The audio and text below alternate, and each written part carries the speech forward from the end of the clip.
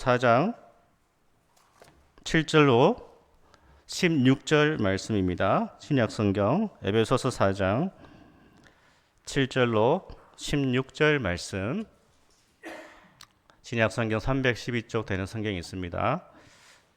하나님 말씀을 제가 대독하겠습니다. 우리 각 사람에게 그리스도의 선물의 분량대로 은혜를 주셨나니 그러므로 이르기를 그가 위로 올라가실 때에 사로잡혔던 자들을 사로잡으시고 사람들에게 선물을 주셨다 하였도다. 올라가셨다 하였은즉 땅 아래 낮은 곳으로 내리셨던 것이 아니면 무엇이냐? 내리셨던 그가 곧 모든 하늘 위에 오르신 자니 이는 만물을 충만하게 하려 하심이라. 그가 어떤 사람은 사도로, 어떤 사람은 선지자로, 어떤 사람은 복음 전하는 자로, 어떤 사람은 목사와 교사로 삼으셨으니 이는 성도를 온전하게 하여 봉사의 일을 하게 하며 그리스도의 몸을 세우려 하심이라. 우리가 다 하나님의 아들을 믿는 것과 아는 일에 하나가 되어 온전한 사람을 이루어 그리스도의 장성한 분량이 충만한 데까지 이르리니 이는 우리가 이제부터 어린아이가 되지 아니하여 사람의 속임수와 간사한 유혹에 빠져 온갖 교훈의 풍조에 밀려 요동하지 않게 하려 함이라. 오직 사랑 안에서 참된 것을 하여 범사에 그에게까지 자랄지라.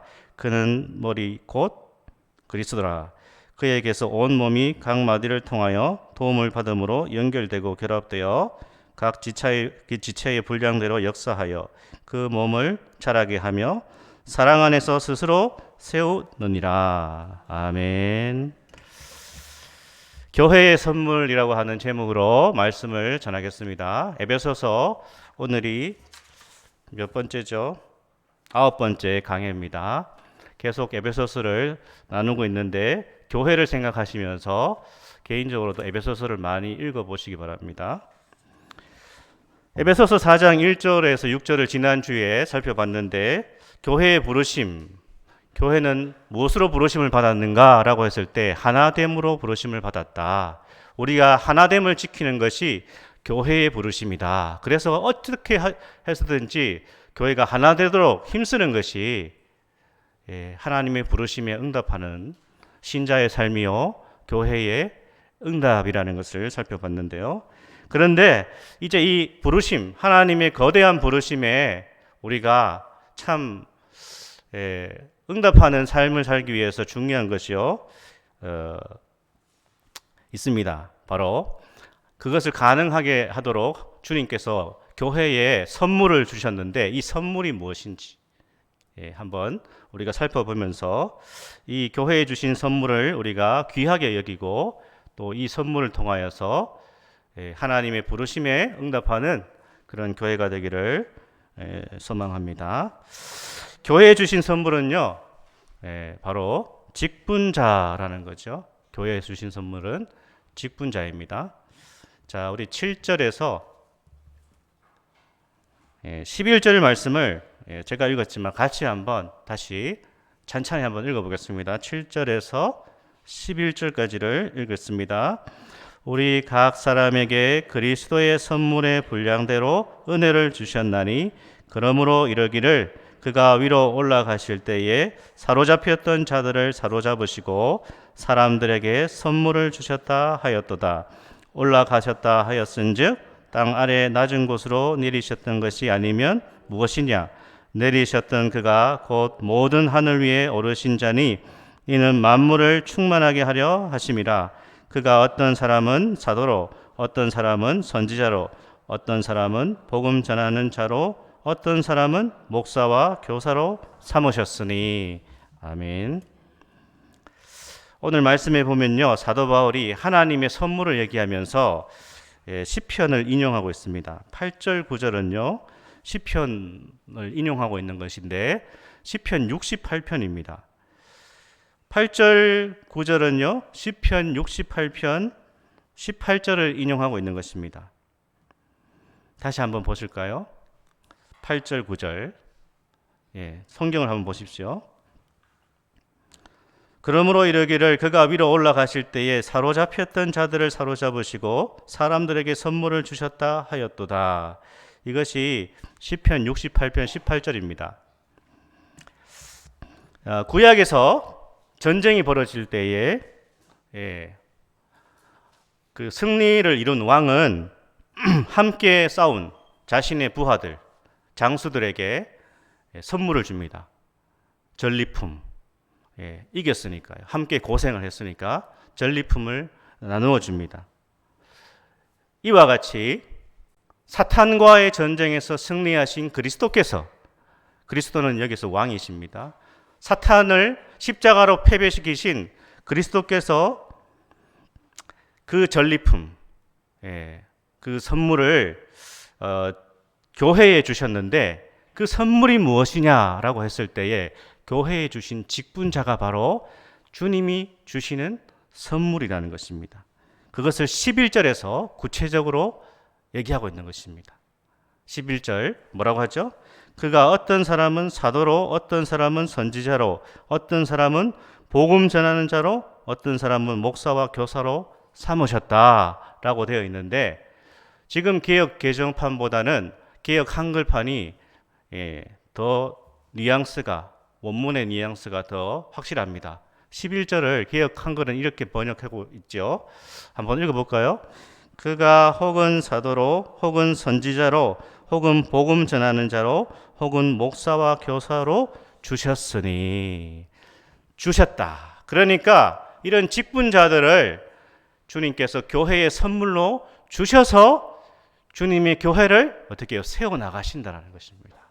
그러니까 직분이 굉장히 중요한 겁니다. 교회에서. 직분자들이 선물이라는 것이죠.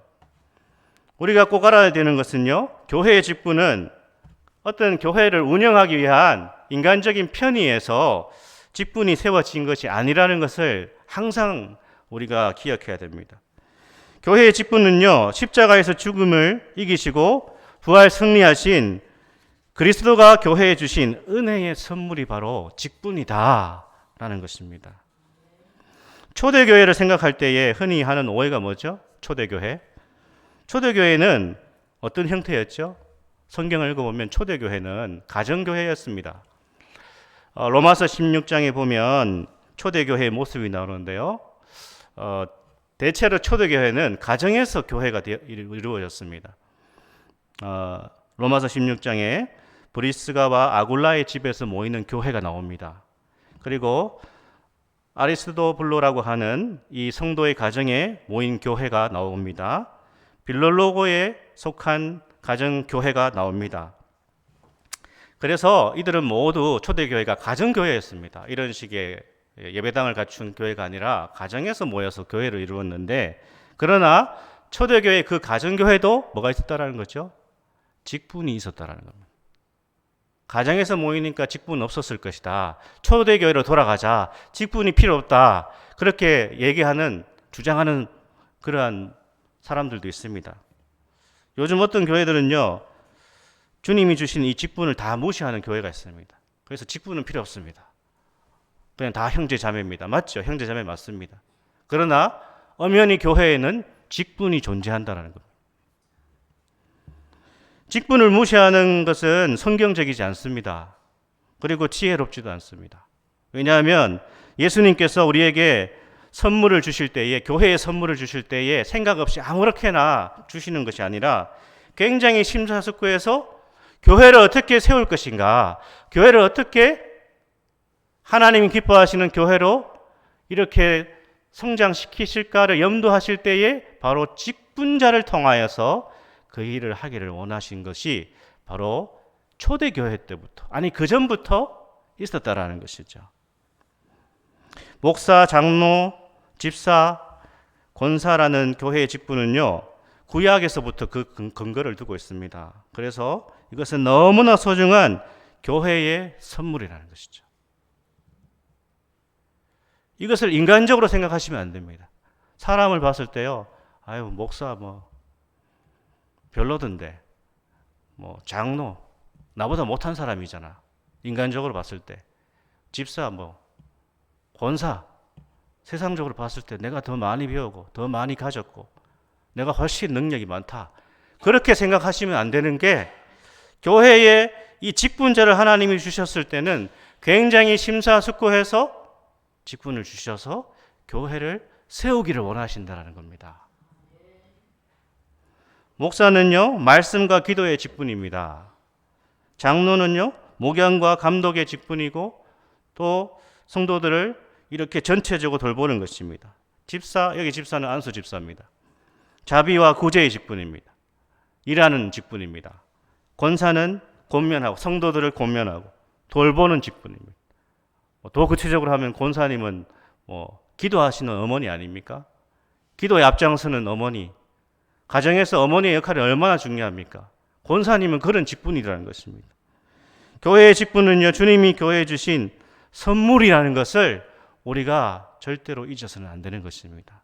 그냥 교회를 잘 돌아가게 하기 위해서 사람들이 선거를 뽑았다 이렇게 생각하시면 안 되고, 오늘 분명 성경에서는 이렇게 부족한 인생을 주님의 교회를 세우기 위해서 직분을 주님이 선물로 주셨다. 둘째로요, 교회는 직분자를 통해서 자라가야 됩니다. 교회는 직분자를 통해 자라가야 됩니다. 교회로 자라간다는 것은 말씀을 바르게 배우고 배운 바대로 실천하는 것이 자라가는 겁니다. 그것을 우리가 항상 기억하셔야 됩니다. 우리 12절에서 16절을 찬찬히 다시 한번 읽어보겠습니다. 이는 성도를 온전하게 하여 봉사의 일을 하게 하며 그리스도의 몸을 세우려 하심이라. 우리가 다 하나님의 아들을 믿는 것과 아는 일에 하나가 되어 온전한 사람을 이루어 그리스도의 장성한 분량이 충만한 데까지 이르리니, 이는 우리가 이제부터 어린아이가 되지 아니하여 사람의 속임수와 간사한 유혹에 빠져 온갖 교훈의 풍조에 밀려 요동하지 않게 하려 함이라. 오직 사랑 안에서 참된 것을 하여 범사에 그에게까지 자랄지라. 그런 머리니 곧 그리스도라. 그에게서 온몸이 각 마디를 통하여 도움을 받음으로 연결되고 결합되어 각 지체의 분량대로 역사하여 그 몸을 자라게 하며 사랑 안에서 스스로 세우느니라. 아멘. 사도가요, 교회의 직분을 주신 목적을 12절에서 말씀하고 있지 않습니까? 이는이 뭐죠? 이것은, 이렇게 주신 이유는 그런 뜻입니다. 성도를 온전하게 하며 봉사의 일을 하기 위해서, 그리스도의 몸을 세우기 위해서 직분을 주셨다. 특별히 오늘 본문에 보면요, 이 직분자들 중에 11절에 보면 우리가 읽은 것처럼 말씀과 관련된 직분을 계속 언급하고 있죠. 사도, 선지자, 복음 전하는 자, 목사와 교사. 물론 오늘날은 사도는 더 이상 없습니다. 오늘날 막 목사가 사도라고 하는 것은 다 이단입니다. 잘못됐습니다. 사도적 사명은 있을 수 있지만 자기가 사도라고 하면 그건 이단이죠. 사도, 선지자도 지금은 없습니다. 내가 선지자다 이러면서 막 예언하고 돌아다니는 그런 사람들은 다 잘못된 것입니다. 복음 전하는 자, 목사와 교사. 여기 교사는 엄밀하게 말하면 주일학교 교사는 아니고요, 신학교 교수님 정도라고 볼 수 있는데, 어쨌든 말씀과 관련된 직분을 언급하고 있지 않습니까? 왜 이게 중요하죠?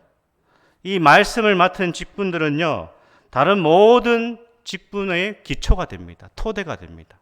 그 말은요, 이 말씀 관련된 직분자들을 통하여서 성도들이 성장하게 되고 사역의 자리로 나아갈 수 있는 것이 말씀을 맡은 직분자의 역할인 것입니다.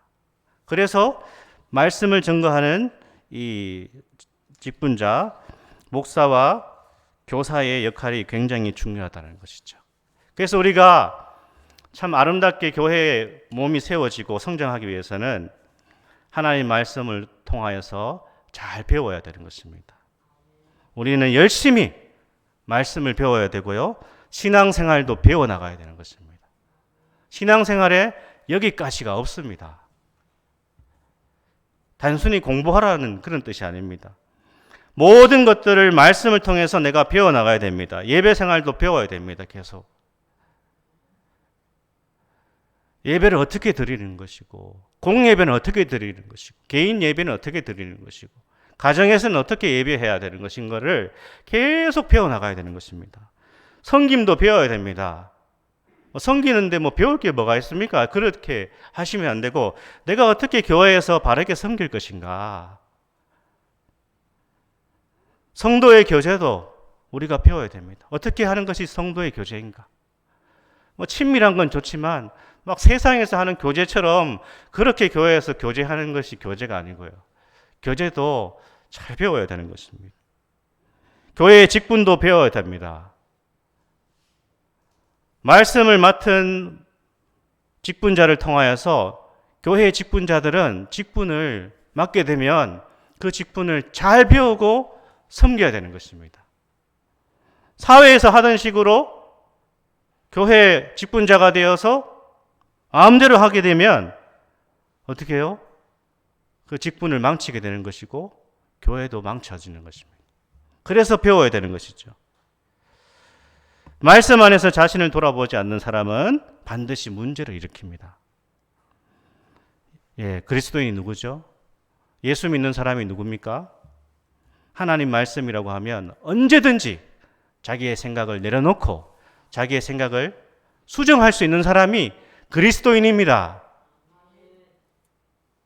예수 믿는 사람은 하나님 말씀이라고 하면 내 감정과 내 의지와 상관없이 기도하면서 하나님, 제가 잘못 생각했습니다. 제가 잘못 행동했습니다. 돌이키기를 원합니다. 그게 예수 믿는 사람 아닙니까? 그게 그리스도인 아닙니까? 예수 믿는 것이 뭡니까? 하나님 말씀에서 이렇게 하라 하면 이렇게 하고 하지 마라 하면 하지 않는 것이 예수 믿는 사람입니다. 그게 그리스도인입니다. 자기의 방식과 고집을 언제든지 말씀 안에서 내려놓을 수 있는 사람이 예수를 따르는 사람입니다. 예수 믿고 천국 가는 티켓을 확보하면 그만이다. 그것이 아닙니다. 우리는 언제나 하나님 말씀 안에서 변화되어야 되고요. 평생 동안 변화되어야 되고 평생 배워야 되고 평생 자라나야 되고 평생 성숙해 나가야 되는 것입니다. 감리교의 창설자인 창시자라고 할 수 있는 존 웨슬리는 이렇게 말했죠. 성경을 읽는 그리스도인만이 진리를 아는 그리스도인이다 라고 했습니다. 그 말은 뭐죠? 하나님 말씀을 읽고 진리를 배워나가는 것이 그리스도인이다 라는 것입니다. 그래서 13절을 보시면 온전한 사람이 되기까지 성장해야 된다. 그리스도의 장성한 분량이 충만한 데까지 우리는 계속 자라야 된다 라고 말씀하고 있습니다. 그것을 강조하기 위해서 15절에 보면 범사에 그에게까지 자랄지라 모든 일에 예수님처럼 닮아가기 위해서 우리가 애를 써야 되는 것입니다. 우리는 뭐죠? 공사 중 아닙니까?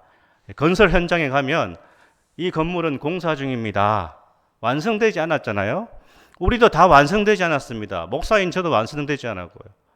우리 성도님들도 다 완성되지 않았습니다. 우리의 목표는 예수님의 장성한 분량까지, 저는 예수님하고 거의 똑같습니다. 수준이. 이런 분들은 안 배우셔도 됩니다. 제가 배우겠습니다. 저는 더 이상 배울 것이 없습니다. 저의 인품과 저의 신앙은 예수님과 맞먹을 정도입니다. 그렇게 말씀하실 수 있는 분은 말씀하는 자체가 이상한 거죠. 그러나 우리 모두는 다 우리의 성장과 배움의 목표가 예수님이시기 때문에 계속 자라나야 되는 것이죠.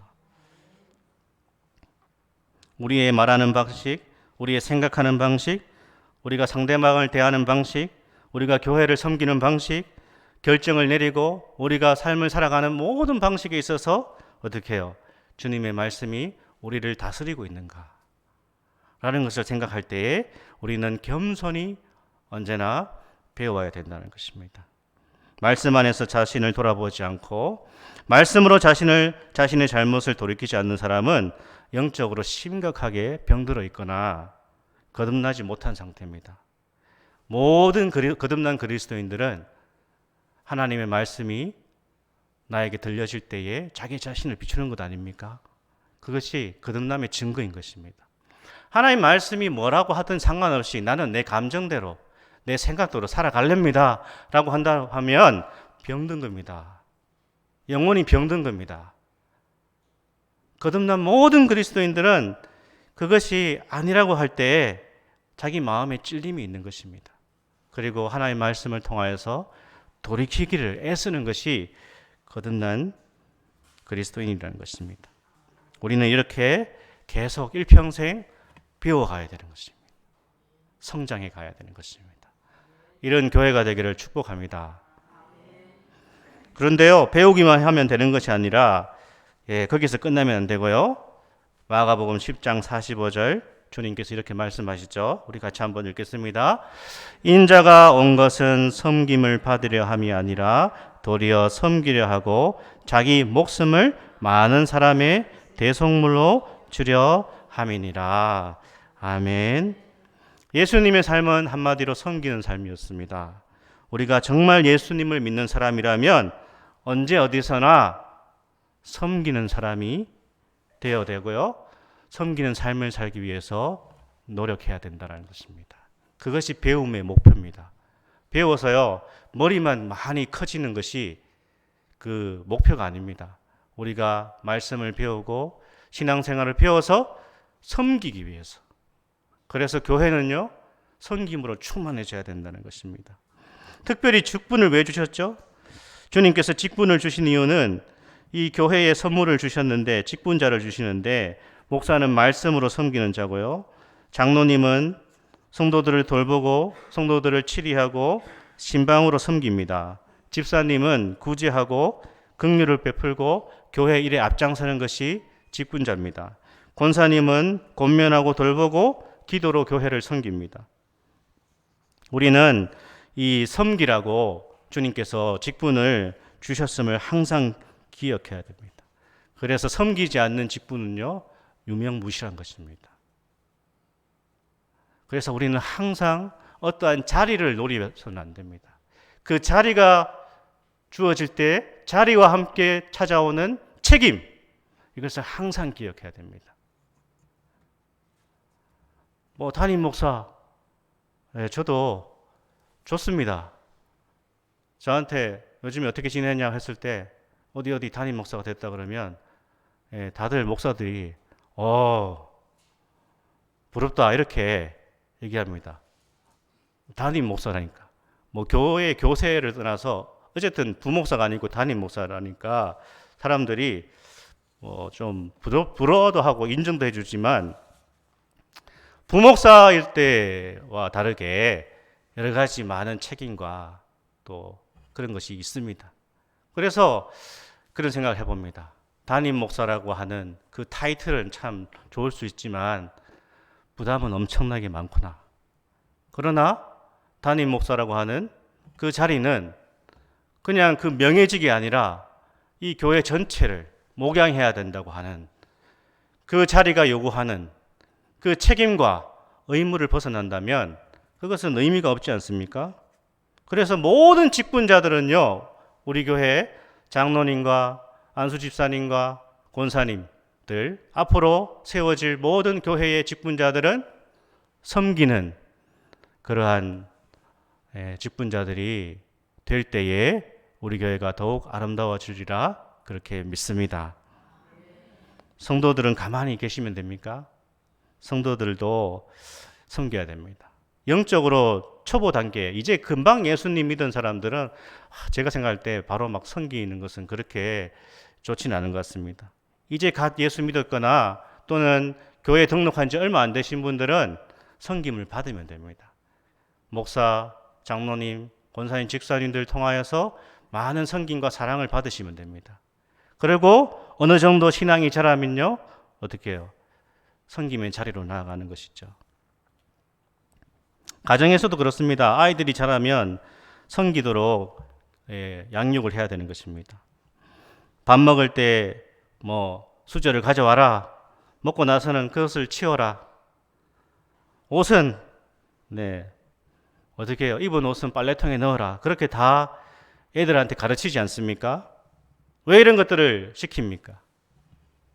사회에 나가서 재구실을 하려고 하면 이런 것들을 가정에서부터 섬겨야 그 자녀들이 온전한 사람이 되어서 사회에서도 재구실을 하는 것입니다.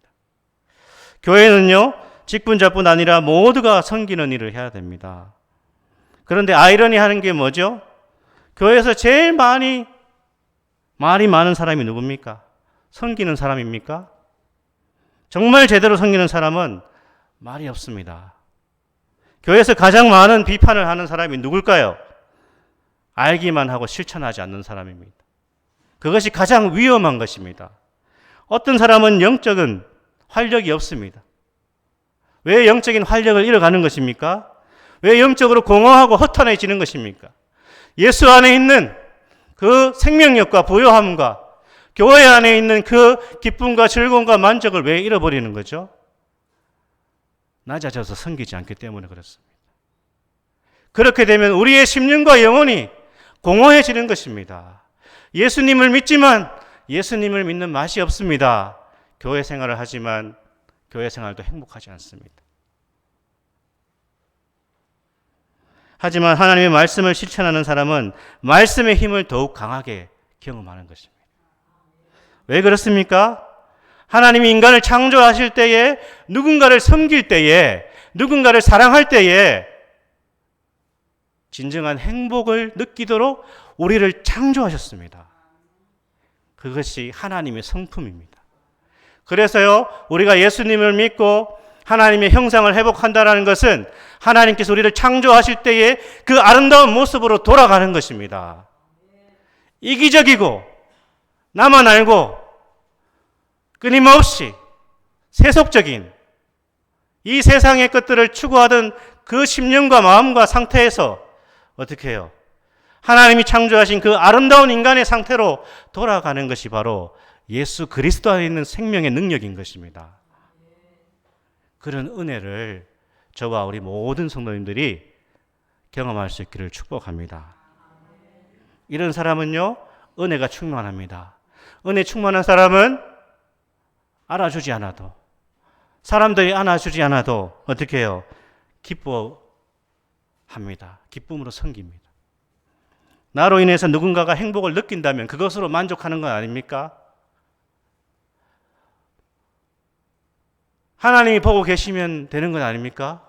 우리의 유일한 청중이신 하나님이 우리의 모든 것을 다 지켜보고 계십니다. 그것을 믿는 것이 그리스도인 아닙니까? 주님께서 다 보고 계십니다. 목사가 몰라줘도요, 성도들이 몰라줘도 우리 주님이 다 보고 계시고 다 갚아주시는 것입니다. 다 갚아주시는 것입니다. 사람의 인정에 목말라 하지 않으셔도 됩니다. 주님께서 그 인생 가운데 은혜와 복을 베풀어 주시는 것입니다. 그래서 언제나 말씀 안에서 자신을 돌아보고 겸손히 낮아서서 섬길 때에 주님께서 그 사람을 통하여서 영광을 받으시고 그 교회가 아름답게 세워지는 것입니다. 우리 교회가 이렇게 될 때에 우리 교회가 소망이 있는 것입니다.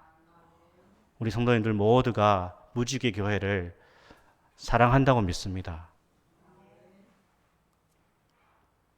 사랑하는 성도 여러분, 교회에 주신 선물에 감사하시기 바랍니다. 그냥 인간, 목사, 전상훈을 생각하지 마시고 정말 하나님께서 우리 무지개 교회를 생각하셔서 저와 같은 부족한 목사를 이곳에 보내주셔서 말씀으로 교회를 세우기를 기뻐하신다. 그렇게 받으시고요. 하나님이 주신 직분자들이 교회의 선물이라 그렇게 믿으시고 직분자들을 존중하시고 사랑하시고 또 앞으로 세워질 우리 교회의 직분자들도 이렇게 신실한 직분자들이 세워져서 정말 우리 교회가 소망이 있어야 되지 않겠습니까? 앞으로 더 좋은 교회가 되고 더 소문난 교회 이미지라는 것이 얼마나 중요합니까? 그 교회는 참 괜찮은 분들이 계신다. 은혜로운 사람들이 많다. 이런 소문이 나야 우리 교회도 장래가 있고 소망이 있는 것입니다. 그래서 우리 교회 모든 직분자들이 이렇게 하나님이 주신 선물이라는 것을 다시 한번 생각하시고 또 저를 비롯해서 모든 직분자들은 겸손히 섬기시고 우리 모든 성도들이 오늘 말씀을 따라서 아름답게 섬기셔서 하나님께서 주신 이 교회의 선물을 통하여서 우리 교회가 더욱 아름다운 주님의 비전을 선포하는 그런 교회 되기를 주님의 이름으로 간절히 축복합니다. 아멘. 같이 한번 우리 기도하겠습니다. 교회에 주신 선물인 이 직분자들을 우리가 소중히 여기고 또한 존중하고 이 직분자들을 통하여서 아름답게 세워갈 수 있도록, 특별히 말씀을 맡은 목회자를 통하여서 교회가 끊임없이 성장해 나갈 수 있도록 은혜를 주시고, 우리 모든 직분자들이 섬기는 직분자들 될 수 있도록, 그래서 은혜가 충만한 그런 우리 무지개 교회가 되게 하시고, 우리도 언제나 섬길 수 있도록 우리의 심령에 은혜를 달라고 같이 한번 한 1분 동안 기도하겠습니다.